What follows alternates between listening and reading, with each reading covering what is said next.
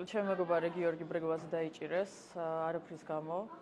იმიტომ რომ მივედით აქციაზე და 5 წუთი იყო ალბათ გასული, დაიჭირეს, გაათრიეს და ეს ყველაფერი დავინახე და შოკირებული ვიყავი, იმიტომ რომ უსამართლობა არის და ეს უსამართლობა უნდა დამთავრდეს.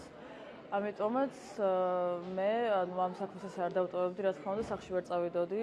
მით უმეტეს გიორგის დედას შევუპირდი, 2 წელი პატარა არის ჩემზე გიორგი და შევუპირდი, რომ მივხედავდი და ესეთი ამბავი რომ მოხდა, რა თქმა უნდა, ვერ წავიდოდი სახლში და არ მეშინოდა, იმ დღეს ვიძახდი, რომ არ მეშინოდა და დავდექი იქ სადაც ვიდექი და ვიბრძოლე ჩემი მეგობრის თავისუფლებისთვის და მგონია, რომ ყველა კარგი მეგობარი იგივეს გააკეთებდა ჩემს ადგილას.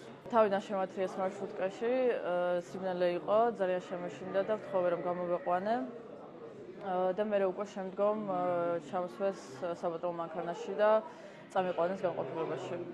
სასამართლოში ვარ ახლა დაბარებული.